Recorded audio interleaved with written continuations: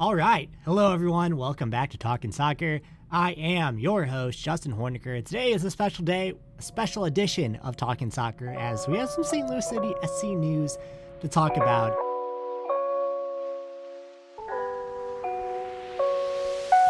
Just a little housekeeping before we get into it. I am hoping to, of course, do these special reports as the offseason news kicks in, and then ideally, by the time next year has gotten rolling, I'm in a routine where I can have at least one episode of general soccer news, a weekend roundup, and then a St. Louis City specific report, either tagged on to that weekend roundup or in the podcast feed proper. If you're watching this on video, I'm not sure how I'm going to manage that yet, but for the time being, there is a plan to do more content next year as I kind of hit a wall this year. So anyways, folks, thanks for coming back. And let's just get into it. The big news, Tom Bogert, first to report, and we have since corroborated and stressed that this deal is not yet over the line, but St. Louis City SC are in discussions with Columbus Crew assistant manager Yoann Damet to be the next full-time manager of St. Louis City SC after a 7-month-long search following the firing of Olaf Melberg earlier this year. So let's get into the timeline. How did we get here? Olaf Melberg was fired after a long stint of winless matches following it. And here's the thing about the Olaf Melberg tenure is it was kind of a decent to good start, but the underlying numbers were not good. St. Louis went from a team that wants to be high in the PPDA chart. This was not something that they were able to achieve in year two, either under Bradley Carnell or under John Hackworth. They're actually not a very effective pressing team in year two. Then in year three, Olaf Melberg went from that DNA to a team that was around where the Houston Dynamo were in terms of PPDA, in terms of time spent without the ball. And went from a team that wants to press high, wants to win the ball in the attacking third, and wants to attack quickly, to a team that wanted to shell, to not have the ball, and try to counterattack, starting the attack just way, way deep in their own zone. And it just didn't work out to the point where Olaf Melberg had to be moved on from, simply had to be it. Not only was it not working on the field, but everyone that I have talked to about the situation, the in the locker room, it was not great at the time, just in terms of where everyone's morale was and how to fix that thing. There kind of wasn't any fixing without blowing everything up. And even then, so David Critchley comes in, and his first step is just rebuild that locker room, rebuild that morale, rebuild that trust within the group. And if you listen to how the team talked about him at the end of the year, that mission accomplished far and beyond what was expected of him at the time. Not only that, but if you take David Critchley's tenure on the whole, like he had St. Louis City SC playing better. If David Critchley is the manager all year long, taking all those results in context, they're a playoff team. And if you look at St. Louis's underlying stats, if everything goes by the book, by the stat, they should be a playoff team. Obviously, that's not what they were hoping for, to sneak into the playoffs, but they underperformed their underlying stats. And then since David Critchley took over, if you take off that first month where he's trying to rebuild morale, getting players back from injury, trying to rebuild a system that was completely broken at that point. Because remember, St. Louis was designed, Leach Pfanstiel designed this team to play as a hard pressing team. If you look at Bradley Carnell's first year, this is a team that wants to use the field. If you look at Philadelphia this year, same thing. He wants to use the field as a chance creator, wants to win the ball upfield, wants to be very direct. Bradley Carnell didn't have a plan B in St. Louis. Famously, we don't need to rehash that. And famously, locker room again was not in a good place during his tenure. So things had to change. After Olaf Melberg is fired, Leach Pfanstiel, as we get through the transfer window, was also let go, kind of because of the Olaf Melberg hiring and really staking a lot of his, not to say his reputation, but putting his weight behind that hiring. And then, of course, you missed the playoffs 2 years in a row. You're a club that, nonetheless, every team's baseline goal should be making the playoffs. So you missed 2 years in a row. Things really have to change, and that's how we get to this point. So, of course, David Critchley was a finalist for this job. He's not named manager, and I think if you look at the difference in just career experience between David Critchley and between Yoann Demet, obviously Critchley, they're both young coaches, but Demet brought in as an assistant in Cincinnati in 2019 and 2020, 2021, was interim manager in Cincinnati twice during that tumultuous start to their MLS life.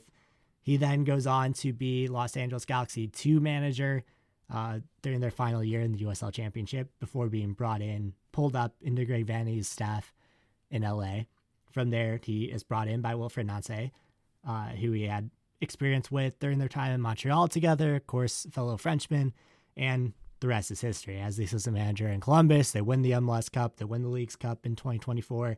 They finished second and third in the Eastern Conference, and this year it was a bit of an anomaly with Isatal figuring out that roster and things. But obviously, to get to this point, as a finalist, if we say that the three finalists are Critchley, Rob Valentino, the former assistant manager and interim manager with Atlanta United, and Demet, I think you can see where some of the pressure points are here of why now we're getting to the point where this deal is getting over the line. For starters, of course, Wilfried Nancy. We don't need to get into the whole Wilfried Nancy situation right now. I'm actually planning to write a longer article into this, as I was already kind of watching these games for some other reasons, some Austin Trusty related reasons. But with Wilfried Nancy going to Celtic, obviously that opens up a vacancy in Columbus. And during the negotiations of Nancy going to Celtic, he also wanted to bring his entire coaching staff, or at least most of his assistant coaching staff, with him. That was part of the negotiations. That's kind of why the negotiation took so long, from what I can gather, and Demet was a big part of that. Then he's not able to go with Nancy to Celtic. That Columbus, the really presumed favorite for the Columbus job would be his right-hand assistant. So that Columbus were then going to be motivated to start their coaching search and to really look into Demet, that St. Louis had him on their radar and as one of their final candidates. Like, now is the time to then go in and get that deal done. So, like I said, not over the line yet, but taking everything on face value that this deal does get done, obviously heading into the waiver draft this week and the super draft this week are some potential places where you probably want to have your manager in place.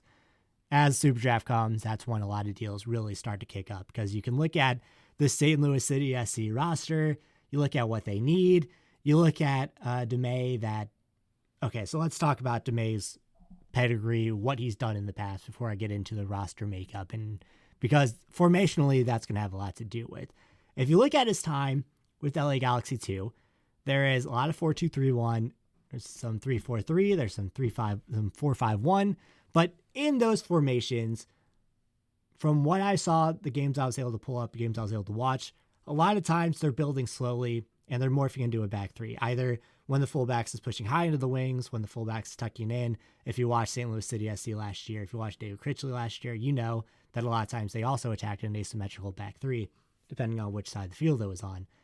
I would say that this was a little bit less asymmetrical and a little more kind of planned to get into the back three. And if the right back tucked into the midfield, they were tucking in to not provide an overload on one side, but just to provide a midfield overload in general, if that makes sense. I'll hopefully on screen somewhere, I'm showing one of the buildups that I pulled from when Galaxy 2 beat San Diego Loyal 5-0.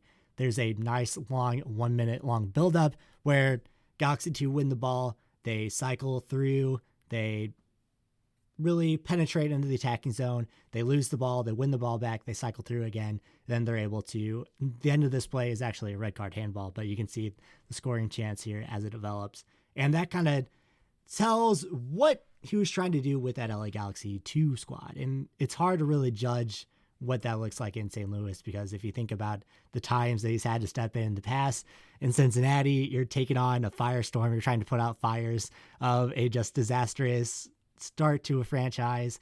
With a 2 squad, you're not necessarily getting a lot of say in the roster that you're giving. A lot of times you're maybe not given as much of a say in the lineup as you want. And you have to also be thinking about development. You're not necessarily playing to win. You're playing to develop these players for the first team. There's just a completely different mentality, even when you're playing in the USL Championship against teams that are independent, are trying to set up their own club culture and win. Kind of why it's good that MLS Next Pro is a thing on its own now, maybe, I don't know. I think actually development in MLS with Next Pro has been pretty good, maybe even better than it was in the USL days. It's interesting to track that, and it's not necessarily one for one because MLS clubs are also taking their academies more seriously. That's not the point of this special podcast, but thinking about how he set up with LA and then that DNA that kind of evolves into Wilfried Nancy's system. So obviously LA, they press hard, but it's more controlled. And when they get the ball, it's more methodical. The ball's moving slowly. You're slowly moving the ball up the pitch because you're waiting for defenders to get impatient to rush forward. And then you're trying to move into that space that they just vacated. That is essentially what they're trying to do with the Galaxy 2. That is essentially what Greg Vanney tries to do with his Galaxy teams. So then if you think of Wilfried Nancy's philosophies, there are some similar things there, but the Crew want to move the ball so much faster than Demet's Galaxy 2 did, either for personnel reasons, either for just how that Columbus Crew team is set up. But if you look at how the Crew want to play in that 3-4-3, trying to move the ball quickly, they're going to press hard, but they're going to defend a little more of a mid-block. They can do a little bit of everything, right? That team is very flexible, but they're very particular in what they want to do. As we are seeing in Nancy's problems with Celtic right now, it's maybe need a little bit of time to develop that system, to develop the intricacies that make it really, really work. If you look at Nancy's start in Columbus too, needed time to really develop into what it was at the end of 23 and then into 2024. Maybe we should expect that, but obviously Demet is not Wilfried Nancy. He's his own man, and he is a young manager as well. The thing about Demet that's very interesting is he started managing when he was very young. He was a youth coach when he turned 16 in France, moved his way throughout the academy coaching ranks in France before landing in North America, and as all Frenchmen do, in Montreal. Coached in the youth ranks in Montreal before moving to Cincinnati, and I already told that part of the story. So he's still, just like David Critchley, a manager that is developing a style, taking in from his influences. But here, he gets a chance, just like Corey Ray, to move out of the shadow of his mentor, right? So Corey Ray gets to move out of the shadow of Tim Bezpachenko and forge his own path. Now, Demet gets to move out of the shadow of Wilfried Nancy, doesn't have I think that's maybe part of this too, is that Demet probably was the front runner in Columbus, probably could have easily taken that job, but now he's out of the shadow of Wilfried Nancy, not going to be held to those same standards. And as Issa Tall talks about maybe wanting to move away from Nancy's style, maybe you look at that too, that Demet is not necessarily trying to replicate that, but if you take what Nancy was trying to do in Columbus and what St. Louis wanted to do, yes, it's a different system, but there are ways that it can be similar. I think, modern soccer in general, everyone's pressing, everyone's trying to win the ball back, and the best teams in modern soccer right now want to be good with the ball as well. Obviously, they're good counterattacking teams, but with what David Critchley wanted to do last season, which was establish a dominant field tilt, win the ball back quickly, be more confident in possession, not necessarily controlling possession, which is maybe where those two styles differ, but definitely wanting to control the field tilt with how they position themselves out of possession. Now, let's talk about the difficulties here. Obviously, just like with Ray, there isn't a proven track record. And if you are maybe not informed, if you're just looking at the records of those FC Cincinnati teams they took over, of that LA Galaxy 2 team, you're maybe thinking that this is an Olaf Melberg situation again, where it's a manager that did not do well in their previous stints, and you're maybe hoping that you saw something good in them that they'll bring and you'll be able to coach them up to be a better manager. That's not necessarily what you're getting here, because as we talked about earlier, what he has done in the past isn't necessarily indicative of who he is as a manager when you're taking over as an intern, when you're taking over as a developmental coach. So this is maybe even more of an unknown quantity in that way, but just like Corey Ray, there's a lot of similarities there of two guys that have been thought of very highly among MLS coaching circles, among MLS hiring circles. So when everyone is telling you that this is the next guy, this is the guy coming up, this is the guy that you really need to pay attention to, tend to listen to them, because of course they are wrong sometimes, but there is obviously something there. He's obviously shown something, and just being a part of that Columbus dynamic, I think, is good for everyone with what they were able to do in that time and how they were able to build those teams and be so successful in such a short amount of time too. Because if you remember the end of those Caleb Porter days in Columbus, it got a little bit dark there in terms of what that team looked like, the faith that that team had in themselves, to then be able to transition so quickly into Wilfried Nance's style. And it did not take too long to go from Porter ball to Nance ball. So there are reasons to be cautiously optimistic with both what Ray brings to the table and now what Demet brings to the table. Now, let's talk about the formation and the potential difficulties that creates with St. Louis's personnel. Before the offseason officially kicked off, I wrote about it in the newsletter, and then I'll link where I wrote about this hiring in the newsletter as well. For those of you that would like a written companion, go down in the description and click on that. You can read as you listen along to me. I'm kind of expanding on my ideas here a little bit. But if you look at what St. Louis needed to do at the start of the offseason, which is find a shutdown defender, either at the 6 or at center back, really build out your fullback core, because it's like Tomas Totland and no one else, especially Conrad Wallum's not coming back, especially if Devin Padelford's not coming back. Not that you want to be relying on Devin Padelford anyway, but that fullback core, you have a bunch of guys that can play both fullback and center back, and then you have Tomas Totland. So some work needs to be done there, unless you are really planning on like a Tyson Pierce to come up and be able to slot in, or you're trying to give Miggy Perez that run out, which maybe, but I don't think you necessarily want to be betting on that right now. You want to give them some competition, because as you look at that back line, as I said, you have one right back and kind of slot in, maybe Roscoe, if you think there's something there still. I don't know what Ray's seeing, right? We don't know how Ray evaluates these players yet. He hasn't really had a chance to show us. But then you look at the center back core, which we don't know what Henry Kessler's status is. Obviously, that they haven't re-signed at this point maybe points to the fact that a deal isn't going to get done. But from everything I've heard, they are still in talks, or at least somewhat still in talks. I think it's an interesting one, because Kessler is a very good center back. But if you look at his deal, if you look at the amount of games he played since arriving in St. Louis, like injury-wise, I understand why a team might not want to commit that salary to a player that plays half the games, is available for half the season. So that is something to consider when you're talking about these things. And then if you think about who is available on the free agent market, if you're thinking about it, Justin Hawk, who kind of fits both of those, but will obviously have a lot of suitors, and you don't want to spend a DP on that player.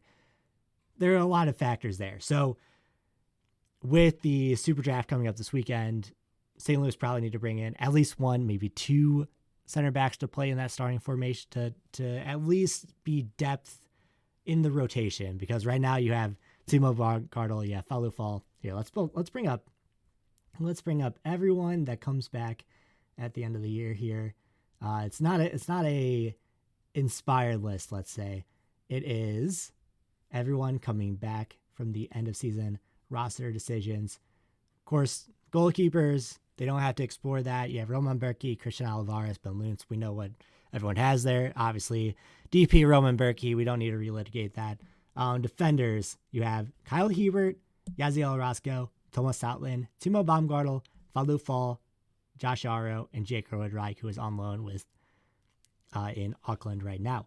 So, of course, there is the possibility that Jake Road-Reich is called back. I don't see that happening, but there is that possibility.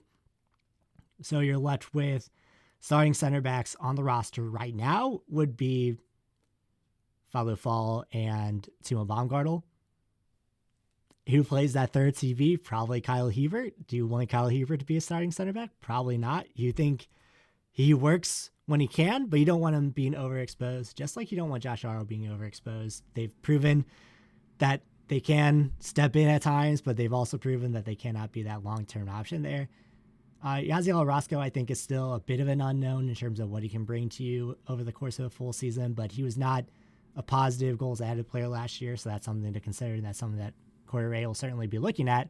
So you're looking at Timo Baumgartel, which defensively had some flaws last year. Falou Fall, obviously a young, really dynamic center back that is going to be a great player, but still has some flaws in his game that need to be ironed out and is still getting used to playing in America. So you have a lot of unknowns there along the back line. And if they want to go to a 3-4-3, like that is maybe where Orozco can thrive a bit, I think. But you need to bring in at least one center back that can compete with those three, if not stand tall in front of them, above them, and probably two, right? Because you're losing Henry Kessler. And if you look at that center back core last year, if you were to look at how they played at the start of the year in a back three, in a back five, you would probably want at least one more center back in the mix that can at least compete, and iron sharpens iron, force players to play a little bit better because they know that they're in that competition. So at the very least, you need to bring in three more defenders. I think if I look elsewhere, midfielders, Marcel Hartel, Thomas Lostrak, Edouard Leuven, Celio Pompeo, Mackay, Chris Durkin, Tyson Pierce, Miguel Perez, and some of those can get buried. Some of those can be off roster. Forwards, Zhao Klaus, Cedric Toyshirt, Brendan McSorley, Simon Betcher, Caden Glover. Again, you need to add to those groups for sure, and you need to also be able to rely a bit on your homegrown players, something that hasn't necessarily happened. I think everyone has been a little bit frustrated. Now with how Mackay progressed, obviously towards the end of the year, he got to the point that you want. And next year, you want him to maybe be at the point where he's starting over Celio, or at least making a good case for himself to start over Celio, either on the left or starting on the right. Sangbin, you want that to play out. You want him to have the opportunity to prove that he's worth the price that you paid for him, and maybe be playing himself into that national team picture again for the World Cup. And maybe if you're looking long-term, you maybe are hoping that he plays himself into a higher transfer fee for the U22s. I think that's kind of always the end goal, right? You don't necessarily want them to advance into the main roster. You want them to advance into a larger transfer fee. Obviously, it all plays into how you build your roster, how you build the salary cap. But for St. Louis, a team that maybe doesn't have all of the designated player flexibility, depending on if they go 2 DPs, 4 U22s, or 3 DPs, 3 U22s, they can add either a DP or U22 with how things are constituted right now before anyone gets bought down or anything. So they have room to add one big piece, and they have room to play around the margins. Corey Ray, as we've seen, should be smart enough to figure out where that needs to be spent. That's why you bring him in. And without knowing rumors or who's going where or who is being targeted right now, it's just a roster that needs a lot of work. Obviously, you have pieces, Marcel Hartel, Edouard Leuven, Roman Berkey. Like, those are 3 players that you can build a winning roster around. Zhao Klaus, not on a DP deal.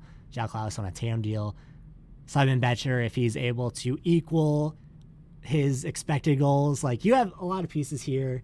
Mackay Joyner, who is very highly thought of and has shown in short glimpses that he's going to be a very good MLS player, very good pro. Beyond MLS, I think his ceiling is beyond MLS, obviously.